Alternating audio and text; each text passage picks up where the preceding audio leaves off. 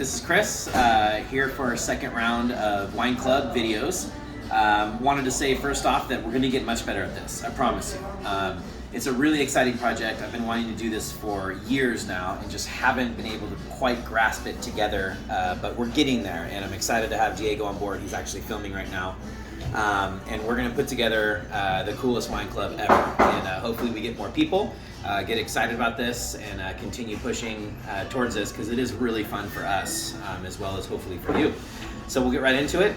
First one we're going to talk about is going to be this beautiful Sauvignon Blanc from the Loire Valley. This is from Domaine du Bouchot. It's a Pouilly-Fumé, which is on the very far eastern side of Loire Valley. Cayotte is the cuvée, and it's 2019. It's crisp, it's fresh, it's got a lot of taste going on. A little muted on the nose. I think that's kind of typical of this area and in this place, I should say, same thing. But nonetheless, not your typical Sauvignon Blanc nose. Very different, more mineral driven, less of that grapefruit, you know, and then still Sauvignon Blanc, big powerful acidity, really great minerality. Definitely looking for something like a light fish dish. I wouldn't go too heavy on spice on this one.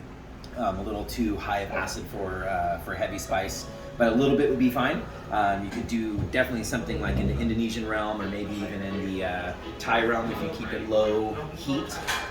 Coconut I think would go exceptionally well with this too, so if you're cooking something like in that line, or if you're doing like a raw ceviche, just make sure you keep the spice level down, because it's just not going to be able to handle it that well.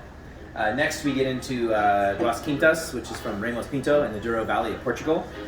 This is the Reserva 2015, so white wine with some good age. The Douro is a very warm region, so I'm tempted to see how this one's going to play out. We've had it before. I'm going to taste it right here and kind of tell you what we pair with it. Ramos Pinto's very famous for their ports, long aged ports. They even have a really cool system, Solaris system, so they use barrels coming from all the way back and mixing in that as they go, so kind of a cool winery. Some of their red wines are some of my favorites. They're still reds too, so if you can get some, find it. Almost has like a Chardonnay style nose to it. Not rich and buttery, but just crisp. It has that depth to it. It's definitely got the age you can smell on it, which is kind of nice. Still incredible acidity for 2015. Warmer climates, you know, usually the acidity is not as high, so this is really amazing that it's still gripping so heavily and beautifully. With this, I'm probably going to start getting into a roasted piece of fish, maybe chicken even. It's got like some forest floor quality to it too. It definitely has an old world, which, you know, you're looking less into the fruit, more into those secondary flavors, but really enjoying the earthiness of this wine. I'm thinking like chicken with mushrooms and a white wine sauce and butter, stuff like that. Not too heavy, not anything too aggressive, but I do really like the idea of a nice roasted fish dish or a roasted chicken dish with mushrooms, white wine sauce, something like that. Next up, Lafage. This is Miraflores. This is a beautiful rosé, one of my favorites. Love the bottle quality on this. I think it's really beautiful. Côtes de Catalans 2019. This kind of blew us away when we tasted it the first time. I was excited to put it in the wine club this month. I think it's really fun. Typical, shouldn't say typical, very, I'm thinking of Provence style, which this is a little bit to the west side of the Provence area, but still really crisp, beautiful nose of melon and ripe berries.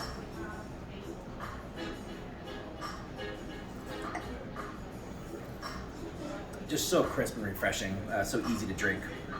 I really like drinking rosés in colder months. I think that it's fun. It's something people usually only drink during summertime, but for me, rosé is rosé. I think you can drink it any time of year. Definitely would love to do something like we have a pork apple mustard dish on the menu right now that I think this would go really well with. So you could definitely like pound out a nice little cutlet and fry it up.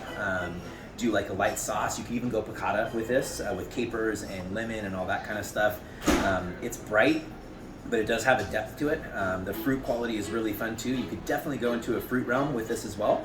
You could do roasted pineapple, you could do something like that, but I really kind of like the idea of pairing this with something just like we have on the menu right now with apple, mustard, and pork. So fun pairing, fun wine. Next, we'll get into a nice softer red. This is Domaine Chapelle. This is a husband and wife team. They're doing mostly organic everything. They're doing everything by hand, which is really awesome. This is Schrobles, so this is Beaujolais. We're down south of Burgundy right now, Gamay Noir. I've loved this wine since we had it the first time, and this is, I think, is our third vintage buying this wine. It's just so good. Kind of hard to get, and on the nose, super Beaujolais, super Gamay. It's just like, has those really heavy fruit notes, but not fruity, I should say.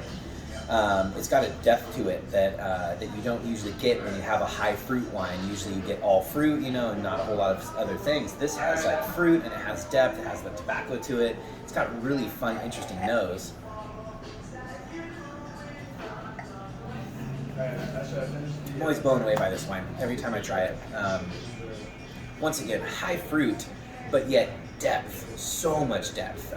This, I think you could go in a bazillion different ways with food pairings. I think you could go into something a little heavier. I wouldn't go braised meats or anything like that, but you could definitely do a lean cut. Like, people always talk about Cabernet and filet mignon, but I think if you did like a filet mignon with like a chimichurri or something like that, like a nice bright, like herbaceous sauce, I think it would just pair exceptionally well.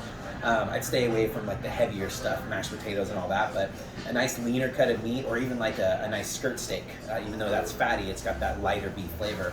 I think that with chimichurri, some pickled onions, some pickled elements on there as well. Definitely like kind of thinking rice pilaf, like mushroom style, but to bring some earthiness and grain to the dish. But what a fun wine. I hope you enjoyed as much as we do. Domaine Chapelle is just one of our favorites down at Beaujolais. Next, we're getting into one of our favorite producers, Railsback Frisch. I'm probably saying that wrong. He'll correct me because he always does every time he comes into town. Exceptional brothers doing this amazing wine.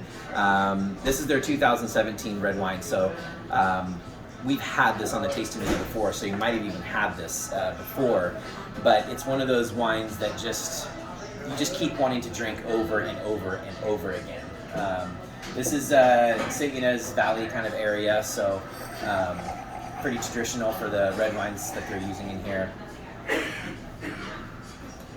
Super just structure and clarity of fruit. I think you really, really get the essence of what they're trying to do here, which is just like a table red, something that doesn't have like a specific vineyard or something like that on there, but yet just absolute clarity of fruit and place. I love the brothers. I think what they do is amazing. I'm so happy to share this with you guys.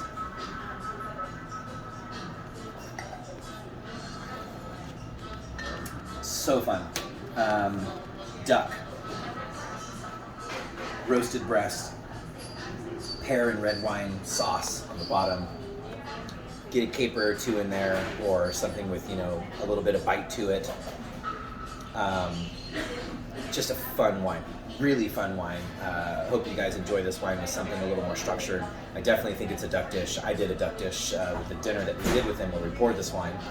Last but not least, Sans Maison. This is Last Train. So this is a Rhone style blend from the Central Coast of California.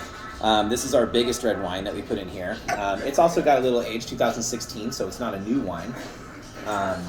We've had this and other Sans Maison wines for years now. They're just very solid, very well done wines. Big and bold, Syrah, Grenache, Mourvedre. I love Rhone wines in general, so it's nice to always have something from California. Central Coast is cooler, so you still get those nice cold climate grapes going on. The nose is all the things that you're looking for. It's those very dark fruits, a good amount of earthiness. You can smell that it's got lower alcohol, higher acidity.